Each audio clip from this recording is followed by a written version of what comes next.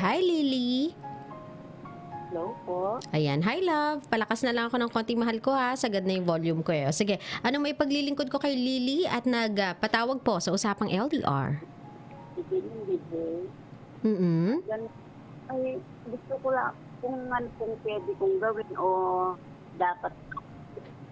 Kasi po, ganito po, Mm. sinasama po ako hanggang 10 years. Kami, ay, 10 years. Ano po? Sorry, medyo choppy po yung line. 16 years po kaming nagsama. Mm. Tapos, nung isang, actually po, hindi, kamamatay lang po nung anak ko.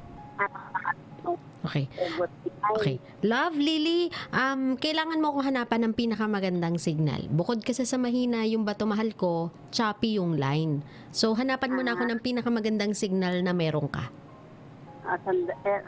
Dito. Okay na po. Ayan, mas okay na tayo. O sige, madam, ano nga yun ulit? Kasi po, yun nga po, may nakalitin po ako ng 16 years. Ngayon po, kasi po, kamamatay na po ng anak na ay, na pong year na to, tapos, Okay. namin yung asawa ko. Sige. Ayaw po. Lily, ganito, no? Bibigyan kita ng tsansa. One more time. Tatry kitang tawagan ulit. Kasi right now talaga, sorry talaga, wala akong marinig. Pero sa susunod na tawag ko, kapag hindi pa rin tayo okay, kakailanganin kong ibaba. Ha? Hanapan mo na ako ng magandang signal, tatawag ako ulit. Po. Okay. Tawagan natin siya ulit, love, ha? Kasi right now, yung signal na meron si Ate Lily, kakaiba. Hindi ko alam kung bakit, pero parang may... Ayan, Lily. Hello po. Ayan. So, meron kang kinasama for 16 years. So, basically, asawa mo na to, tas meron kayong anak. Unfortunately, this year, kamamatay lang ng anak nyo. Opo. Okay. O, tapos? Pinapauwi, nung namatay po yung anak ko, pinapauwi po namin siya. Ayaw niya po umuwi. Mm. Namatay po. Ngayon po, mga kinabukasan po, umuwi siya. Kasama na po niya yung babae, nagkasama pong babae. Oh, nako. Opo. Ngayon po, umuwi lang po pala para ipakilala yung babae na pagiging asawa daw niya. Mm. Tapos po, yun, nung umalis na po, hindi na, para sinabi lang po na asawa niya yun, taga Bulacan po yung babae. Mm. Tapos po, ngayon, nung pagkalibing po hanggang sa ilibing na yung anak ko, hindi na po bumalik yung asawa ko. Pero anong sinabi niya sa inyo? Hindi ba siya nalungkot man lang na namatayan siya ng anak? Ang focus talaga ng pagbalik niya ay para pakilala yung bago niyang babae? Opo, ganun lang po. Kaya Galing. nga po, lahat po ng mga tao dun sa amin, yun, nakakata po yun, na po lahat sa pinato yun, kasi, Okay. So, anong problema natin, Lily? Sabihin na natin na halang yung sikmura ng asawa mo. Unfortunately, that was so unfortunate with your anak. Anong problema pa sa kanya ngayon? pagkatapos po ng libing, pinuntahan ko po sila dun sa Bulacan. Mm. Sabi niya pong kinakasama to eh. Kasi po, 9 years na po kami hiwalay. Pinuntahan ko sila dun sa Bulacan.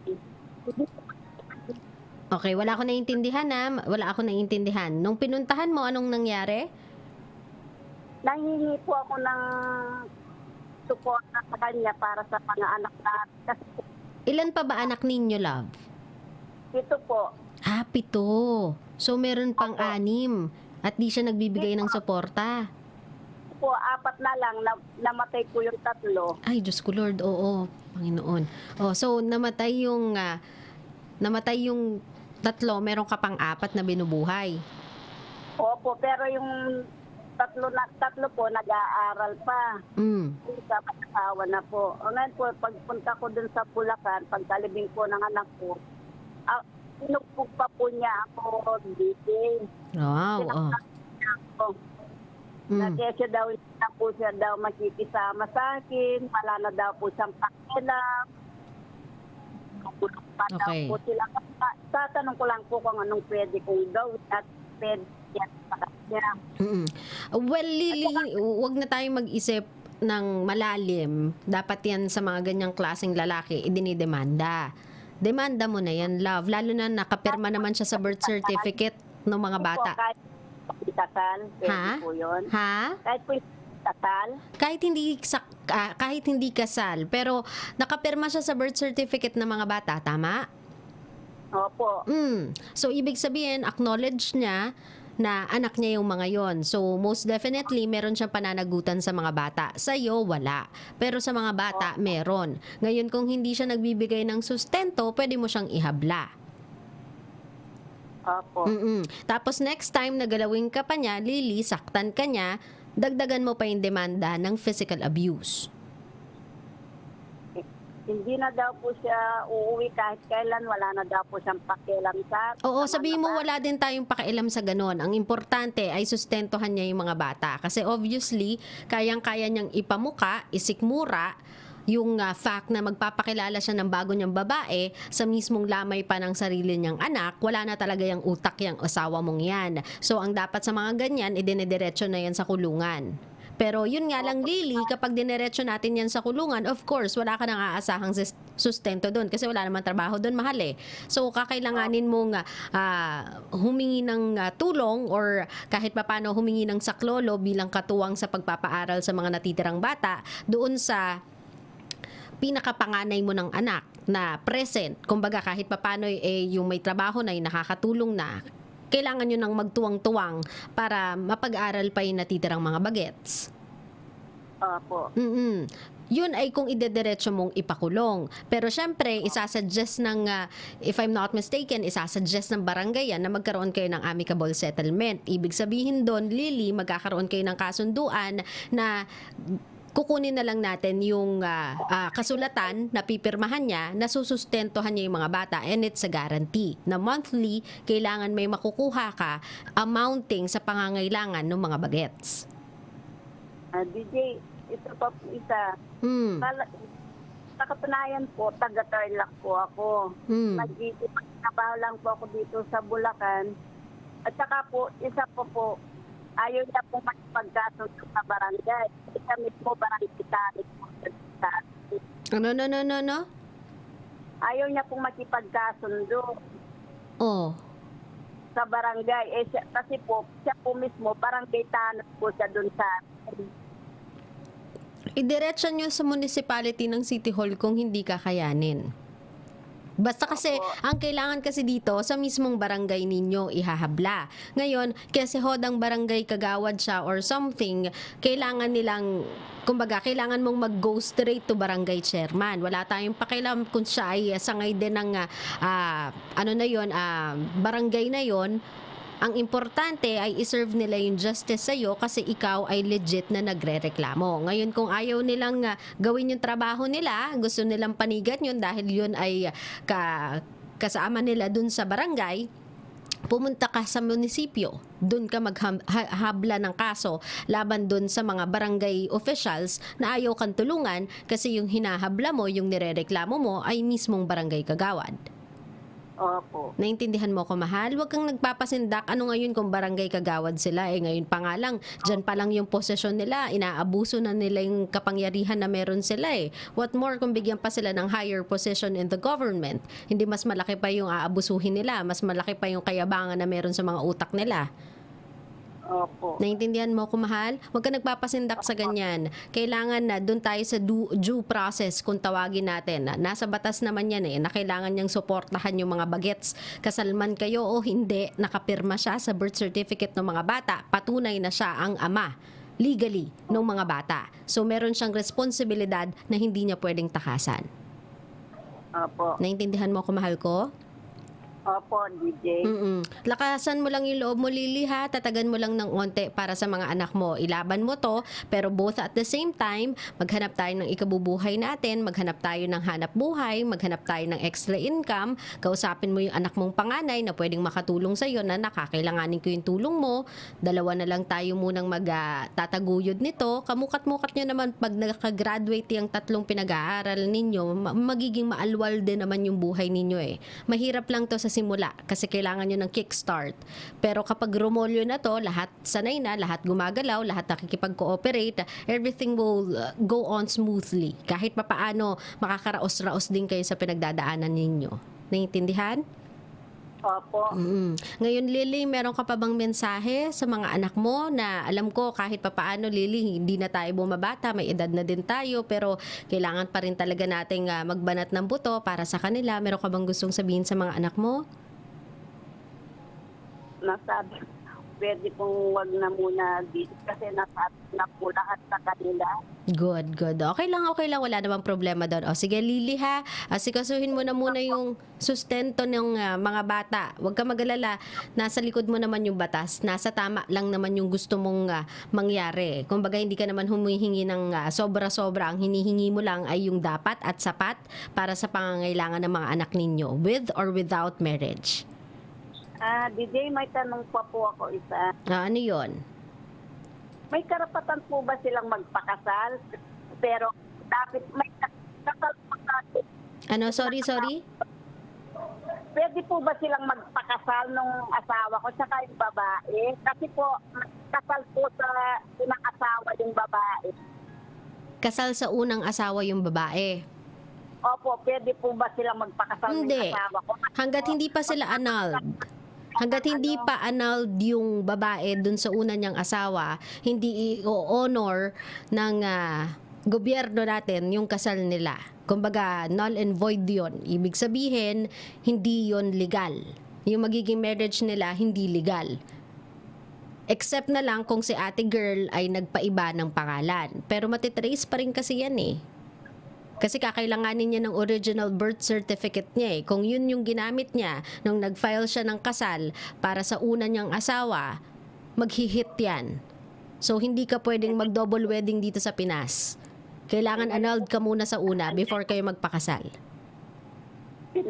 Pinalitan niya po yung pangalan niya eh. Pero matitrace naman yun eh. Kung fake na birth certificate ang ginagamit niya, I think naman merong kakayahan, kapasidad ang ating bansa na mag-detect ng fake na birth certificate para sa application ng pagpapakasal. Kaya hindi yon magiging legal. Kapag napatunayan na yon ay hindi totoo, kapag napatunayan na meron pa siyang existing na marriage contract and it's not yet annulled dito sa Pinas, hindi pa siya pwedeng magpakasal. At hindi yun i-honor ng bansa. Baka makulong pa sila niyan kasi nagpa-falsify sila ng papers. Naiintindihan mo, mahal? Opo. O sige, wala ka ng tanong, Lily? Wala nang tanong sa akin? Wala na po, DJ. Ayan. Thank you po. Maraming salamat din, Lily. Pakatatag ka, mahal ko, ha? Ingat ka lagi. Thank you, love. Good night.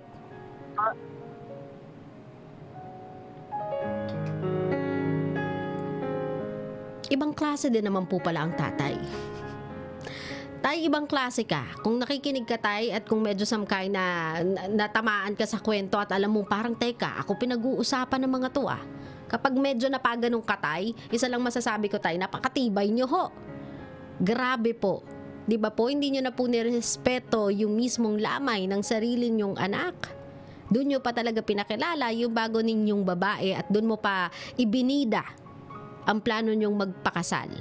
Doon mo pa ibinida sa harapan ng mga anak mo at sa harapan ng mga taong nakakakilala sa inyo, naiiwan mo yung asawa mo at yung natitira mong 4 na anak kasi namatay na yung 3 para magbagong buhay kasama ang ibang babae nang hindi mo iniisip or hindi mo wala sa pangangatawan mo at wala din sa mentality mo ang magbigay ng sustento sa kanila, as in total abandonment.